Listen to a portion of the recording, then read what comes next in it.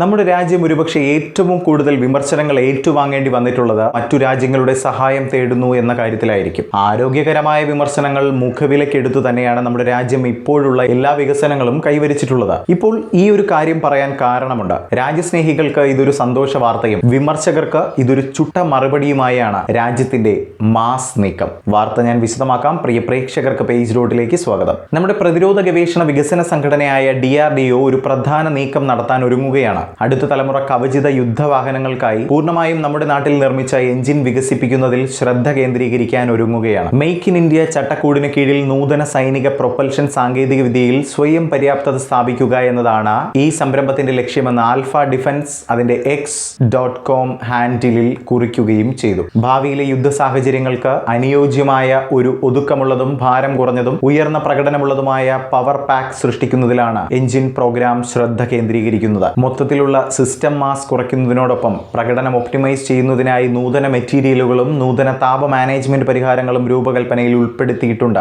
ഔദ്യോഗിക റിപ്പോർട്ടുകൾ പ്രകാരം ഒന്നാം തലമുറ പ്രോട്ടോടൈപ്പ് ജനറൽ 1 എന്നാണ് ഇതിന് പേരിട്ടിരിക്കുന്നത്. 250 മണിക്കൂറിലധികം കഠിനമായ വികസന പരിശോധനകൾക്ക് വിധേയമായിക്കൊണ്ടിരിക്കുകയാണ്. 2024 മൂല്യനിർണ്ണയ ചക്രത്തിൽ ടെസ്റ്റ് ബെഡിൽ എഞ്ചിൻ അതിന്റെ ലക്ഷ്യ പവറും ടോർക്ക് സവിശേഷതകളും നേടി എന്നതാണ്. പ്രത്യേകിച്ചും മിനിറ്റിൽ 3200 RPM 675 കുതിരശക്തിയുടെ സുസ്ഥിരമായ ഔട്ട്പുട്ടാണ് ഈ എഞ്ചിൻ രേഖപ്പെടുത്തിയിരിക്കുന്നത്. സിസ്റ്റത്തിന്റെ ഡിസൈൻ അതുപോലെ തന്നെ മെക്കാനിക്കൽ കാര്യക്ഷമതയുടെയും കരുത്തിന്റെയും വ്യക്തമായ ഒരു ഉദാഹരണം തന്നെയാണിത്. ചുരുക്കി പറഞ്ഞാൽ രാജ്യത്തെ കുറ്റം പറഞ്ഞുകൊണ്ടിരിക്കുന്നവരുടെ വാ അടപ്പിക്കുന്ന ഒരു വമ്പൻ നീക്കം തന്നെയാണ് രാജ്യം ഇനി കാഴ്ചവെക്കാൻ പോകുന്നത്. ഇനി വരാൻ പോകുന്നത് എന്തൊക്കെ തരത്തിലുള്ള എഞ്ചിനാണെന്ന് നമുക്ക് പരിശോധിക്കാം. ഇൻഫൻട്രി കോമ്പാറ്റ് വാഹനങ്ങൾ, ലൈറ്റ് ടാങ്കുകൾ, ആളില്ലാ ഗ്രൗണ്ട് പ്ലാറ്റ്ഫോമുകൾ എന്നിവയുൾപ്പെടെ വൈവിധ്യമാർന്ന സൈനിക വാഹനങ്ങൾക്കായി മോഡുലാർ എഞ്ചിൻ കുടുംബങ്ങൾ തദ്ദേശീയമായി വികസിപ്പിക്കുന്നതിനുള്ള DRDOയുടെ ദീർഘകാല ലക്ഷ്യത്തിന്റെ തുടക്കം ഇവിടെ കുറിക്കപ്പെടുകയാണ്. ഇറക്കുമതി ചെയ്ത എഞ്ചിനുകൾക്ക് പകരമായി നമ്മുടെ നാട്ടിൽ നിർമ്മിക്കുന്ന